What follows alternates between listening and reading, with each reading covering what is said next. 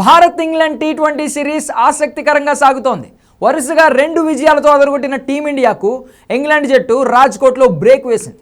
బ్యాటింగ్తో పాటు బౌలింగ్లోనూ రాణించి సిరీస్ ఆశలను నిలుపుకుంది. అయితే ఈ మ్యాచ్లో భారత్ ఓటమికి బ్యాటింగ్ ఆర్డర్లో మార్పులు కారణమన్న అభిప్రాయం వ్యక్తమైంది. ఇప్పుడు పూణే వేదికగా శుక్రవారం 4వ టీ20 జరగబోతుంది. మరో మ్యాచ్ మిగిలిండగానే సిరీస్ను కైవసం చేసుకోవాలని భావిస్తున్న టీమిండియా తమ తుది జట్టుపై ఫోకస్ పెట్టింది. 3వ టీ20లో ఓటమి తర్వాత తుది జట్టులో మార్పులు ఖాయంగా కనిపిస్తున్నాయి.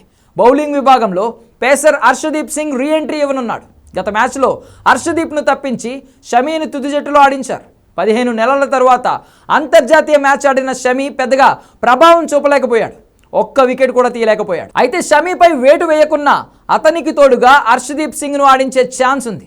దీంతో తుది జట్టులో ఎవరిపై వేటు పడుతుందనేది వేచి చూడాలి. పూణే పిచ్ స్పిన్నర్లకు అనుకూలిస్తుందన్న అంచనాల నేపథ్యంలో తుది జట్టులో 4 స్పిన్నర్లు ఉంటారా అనేది వేచి చూడాలి. షమీ, హర్షదీప్ ఇద్దరిని ఆడిస్తే మాత్రం రవి బిష్నాయ్పై వేటు పడొచ్చు. ఇదిలా ఉంటే వెన్నునొప్పితో గత 2 మ్యాచ్లకు దూరమైన రింకు సింగ్ అందుబాటులోకి వచ్చాడు. దీంతో అతని స్థానంలో ఆడిన ధ్రువ్ జురేల్ బెంచ్కే పరిమితం కానున్నాడు. హార్దిక్ పాండ్యాకు రెస్ట్ ఇవ్వాలనుకుంటే శివం దుబే జట్టులోకి వస్తాడు. మిగతా లైనప్లో ఎలాంటి మార్పులు జరిగే అవకాశం లేదు. మరోవైపు ఓపెనర్ సంజు శాంసన్ వైఫల్యాల పరంపర మేనేజ్మెంట్కు ఆందోళన కలిగిస్తోంది. ఈ సిరీస్లో సంజు శాంసన్ దారుణంగా విఫలమవుతున్నాడు.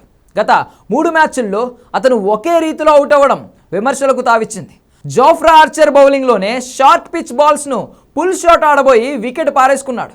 4వ టీ20లోనైనా అతను ఈ బలహీనతను అధిగమించాల్సి ఉంది. ఇక బ్యాటింగ్ ఆర్డర్లో తిలక్ వర్మను 4వ స్థానానికి మార్చడం కూడా ఓటమికి కారణమైందని కొందరు అభిప్రాయపడుతున్నారు. 3వ ప్లేస్లో వచ్చిన సూర్యకుమార్ ఈ సిరీస్లో ఇప్పటి వరకు తనదైన మెరుపులు మెరిపించలేదు. దీంతో తిలక్ బ్యాటింగ్ ఆర్డర్ మార్చకుండా సూర్యకుమార్ 4వ స్థానంలోనే వచ్చి భారీ ఇన్నింగ్స్ ఆడాల్సిందే. మొత్తం మీద 4వ టీ20కి తుది జట్టులో 2 మార్పులు జరిగే అవకాశం ఉంది.